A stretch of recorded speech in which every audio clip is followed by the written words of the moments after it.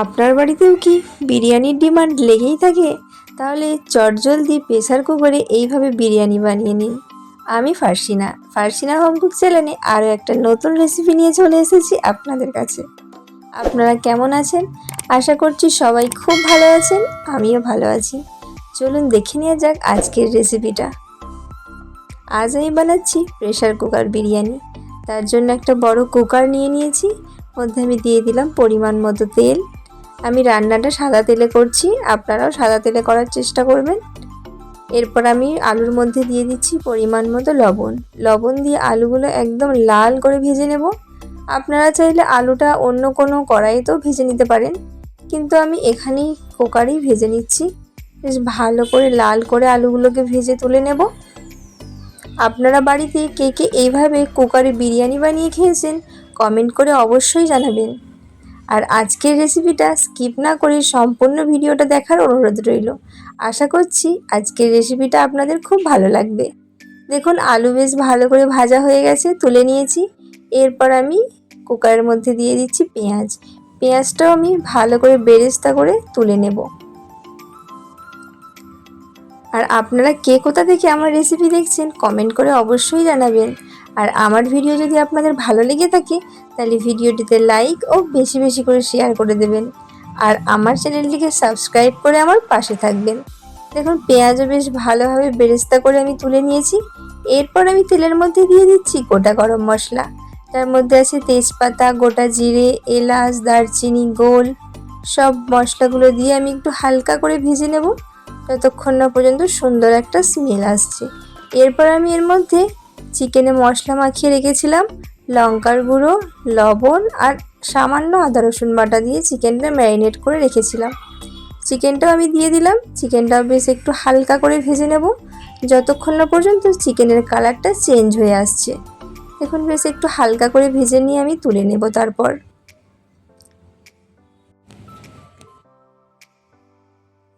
Chicken আমার হালকা করে ভাজা হয়েই এসেছে। এরপর আমি চিকেনগুলোকে তুলে নেব। চিকেনগুলো আমি একটা প্লেটের মধ্যে তুলে নিচ্ছি।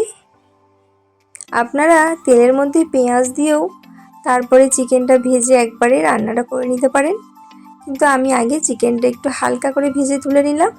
এরপর আমি ওই তেলের মধ্যেই দিয়ে দিচ্ছি পেঁয়াজ কুচি দিয়েও আমি পেঁয়াজটা বেশ একটু ভালো করে ভেজে নেব।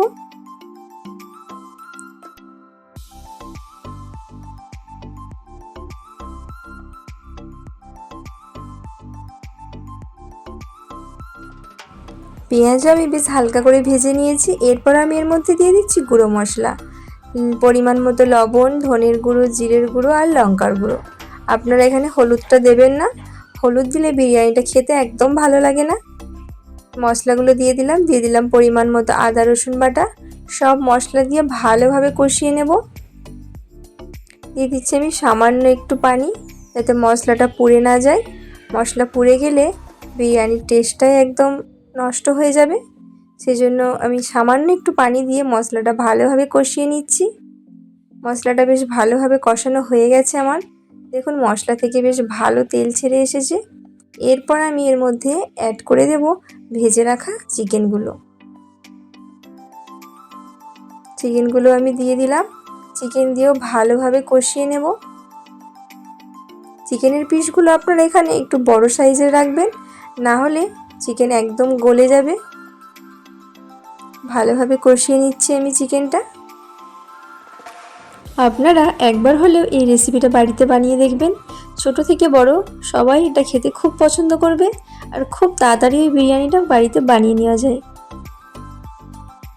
চিকেনটা ভালোভাবে কষিয়ে নিয়েছি।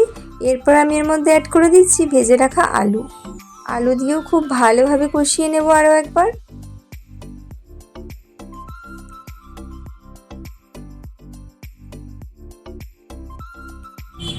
আলু দিয়ে বেশ ভালোভাবে কষিয়ে নিচ্ছি। এরপর আমি এর মধ্যে অ্যাড করে দেব ধুয়ে রাখা চালটা আমি প্রায় আধ ঘন্টা মতো ভিজিয়ে রেখে দিয়েছিলাম। দিয়ে দিলাম আমি ধুয়ে রাখা চাল দিয়েও বেশ ভালোভাবে কষিয়ে নেব। চালটা একটু ভাজা ভাজা মতো হয়ে আসলে, যখন পানিটা একদম শুকিয়ে যাবে, তারপর আমি এর মধ্যে অ্যাড করব পরিমাণ মতো পানি। চাল দিয়েও বেশ ভালোভাবে আমি কষিয়ে নিচ্ছি। এরপর আমি এর মধ্যে অ্যাড করে দিচ্ছি পরিমাণ মতো পানি। আপনারা এখানে পানিটা একদম ঠিকঠাক মতো দেবেন। আপনারা যদি 2 কাপ চাল নেন তাহলে 3 কাপ মতো পানি দেবেন, তাহলেই একদম বিরিয়ানিটা পারফেক্ট হবে। এরপর আমি দিয়ে দিলাম পরিমাণ মতো লবণ আর সামান্য চিনি। সব কিছু দিয়ে একটু ভালোভাবে মিশিয়ে নিচ্ছি। এরপর আমি এর মধ্যে অ্যাড করে দেব বিরিয়ানির মশলা, যেটা আমি বাড়িতেই বানিয়ে রেখেছি। এরপর দিয়ে দিচ্ছি আমি কাঁচা লঙ্কা আর দিয়ে দিচ্ছি আমি ডাবরের কেওড়া জল। আপনারা চাইলে এখানে মিঠা আতরও দিতে পারেন কিংবা গোলাপ পানিও দিতে পারেন। আমার কাছে ওগুলো কিছু ছিল না, শুধু কেওড়া পানিটাই ছিল বলে আমি ওটাই দিলাম। দিয়ে আমি সিটি লাগিয়ে নিয়েছি। সিটিটাও আপনারা কিভাবে লাগাবেন আমি বলে দিচ্ছি। একদম হাই ফ্লেমে 2টো সিটি দেবেন আর একদম লো ফ্লেমে 1টা সিটি দেবেন, তাহলেই রেডি হয়ে যাবে একদম পারফেক্ট বিরিয়ানি। দেখুন আমার বিরিয়ানি একদম রেডি হয়ে গেছে। এবার আমি এটা পরিবেশনের জন্য একটা প্লেটে নিয়ে নেব। আপনারা দেখে বুঝতেই পারছেন বিরিয়ানিটা কতটা ঝরঝরে হয়েছে। আপনারাও এইভাবে বাড়িতে বিরিয়ানি বানিয়ে দেখুন, বিরিয়ানি হবে একদম পারফেক্ট আর ঝরঝরে। আজকের রেসিপিটা কেমন লাগলো কমেন্ট করে অবশ্যই জানাবেন।